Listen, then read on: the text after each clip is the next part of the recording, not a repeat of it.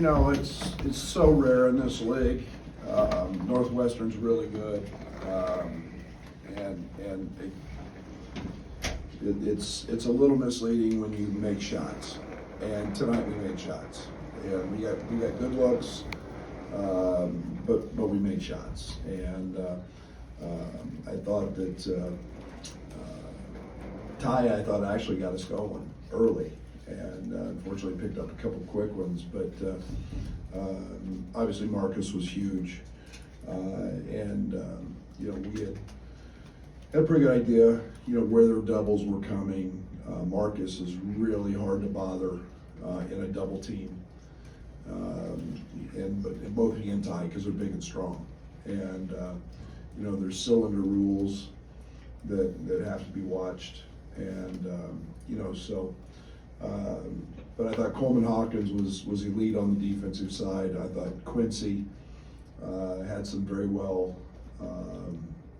timed cuts against what their rotations were, and again 10 of 18 from three, and you shoot 62%.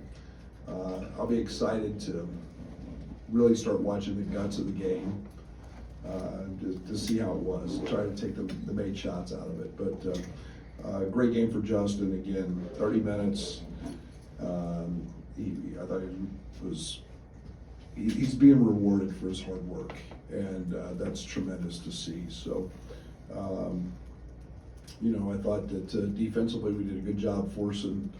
They shot 50% from three, but a bunch of those were late. But I thought we did a good job on Boo. No assists, 4 turnovers, and he's going to be in action, so he's going to score some points. But again, I just thought we did what we needed to do on that side tonight. Brett, obviously you go booty ball, and Chris said it reminded him of Jalen Pickett, like you talked about. But how key are those big men you have to making this all work? Like this personnel group you have, like is this better than you expected? I've always said that Coleman's a really, really good shooter, and he's proving that. But he's also a really good passer, and he's very cerebral in his slip outs and everything else. His ability to decide when to roll, and so all that becomes really important. And then, again, Quincy's a great cutter. He's a violent downhill driver. So yeah, and I think the one thing is we have multiple guys that can do it. It's not just Pickett. We're going to try to get into it with, as we started the game with Ty. When we saw Boo on Ty, that was the go mode, and unfortunately got in foul trouble. We also had some situations where we like it with Quincy, but again they can all really pass, and they're big and strong. So doubles have been they've handled it. Brad, you said to us the other day about Justin that this new role at Illinois couldn't have been easy for him to adjust to early on. What are you seeing that has allowed him to make it look easier? Well, he's simplifying. He's not trying to do too much. I thought at times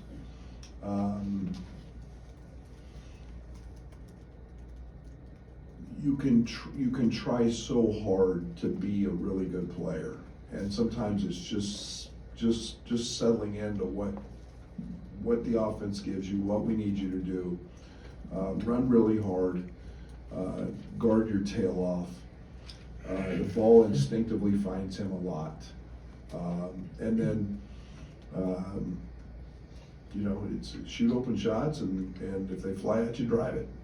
And it's been that simple, but it just doesn't happen like that. It takes time. Brad, at what point was what you're doing with Marcus right now coming to your vision? Was it something you thought about when you recruited him, or when you got him in the summer, played with it? When did you lean into that the way you have? Well, we knew he could do it because he did a lot of it at Southern Illinois. I mean, he found his way into post-ups from different areas.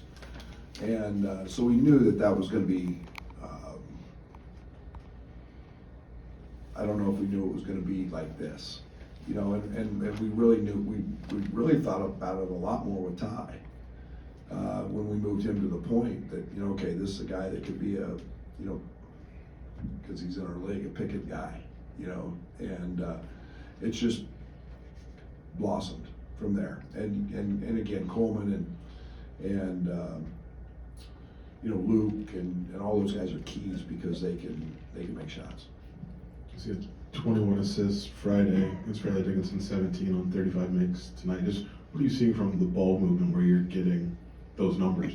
The right reads, and unselfish play. You know, it's turning down a good one to get a great one, and you know, I think that there's you not only have to be a good shooter, but you got to be a really good passer, and you got to have some instincts and feel, and you know, our turnovers are down, or 10 turnovers tonight in a game that, you know, he scored 94, whatever we scored, it's 96, and you know, you're going to have a few, but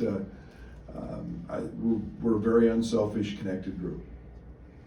Coach, you can just talk to the scouting report for this game, and you know, the matchups you thought you could exploit and actions you think you could run out of the double teams in the post.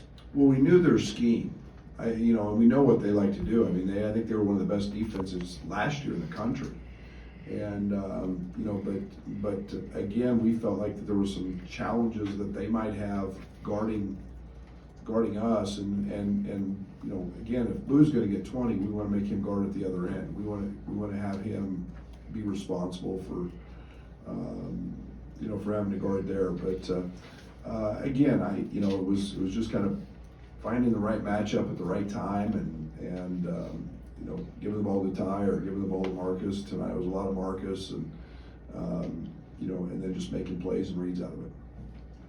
Coleman, you mentioned Coleman's defense. What does he give you defensively that Everything. allows you to do it all? Everything that you don't have to coach. And what I mean by that is he is instinctive. He's smart. He's coming over in timeouts. He's talking to me constantly. I was like, you know, why did they score there? And he knows. It didn't even enter.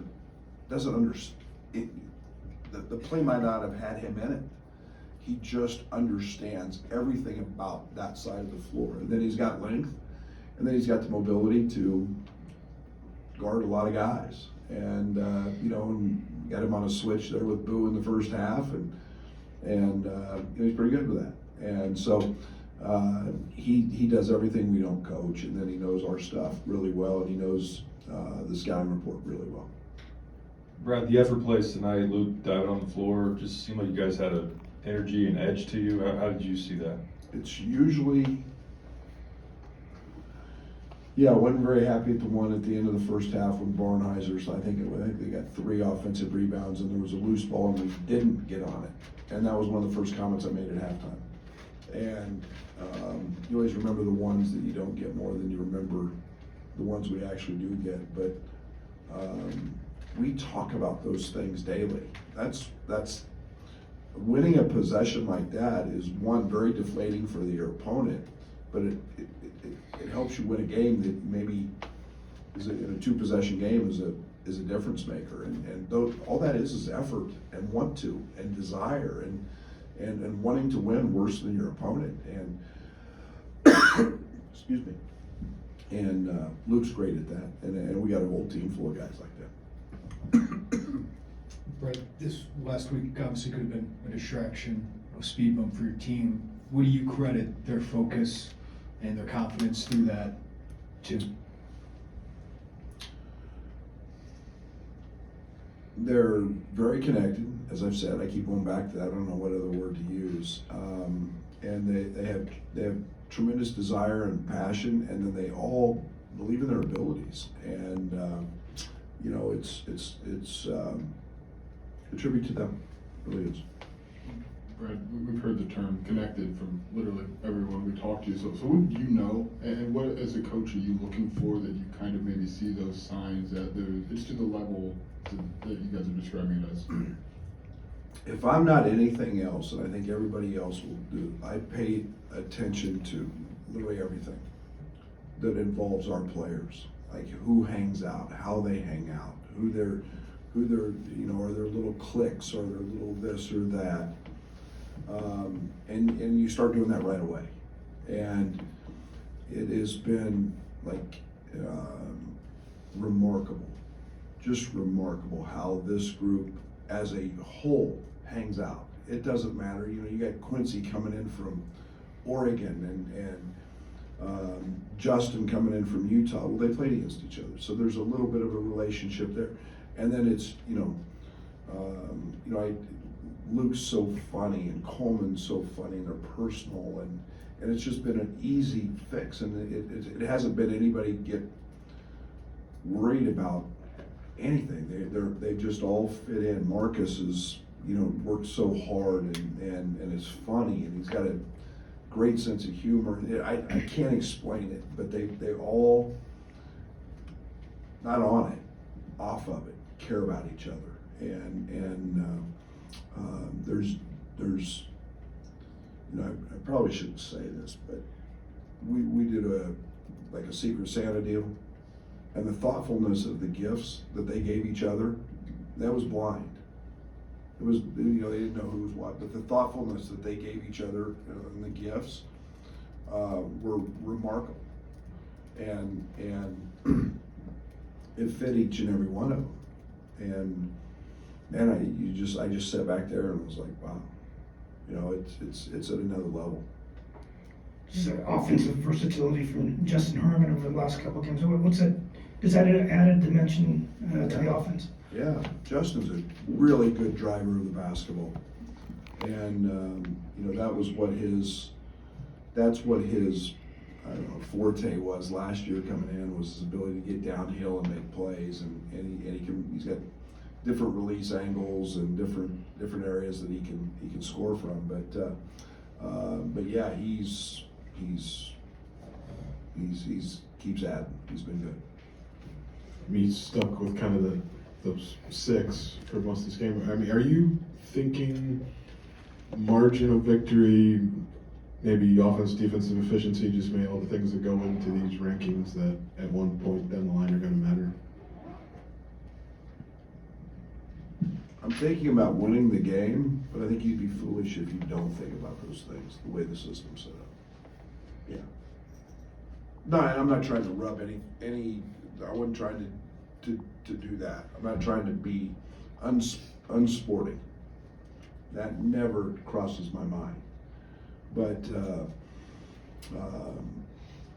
with Nico out, we don't have a ton of options at the point, and, so there's restricted opportunities there, but yeah, it always never leaves my mind.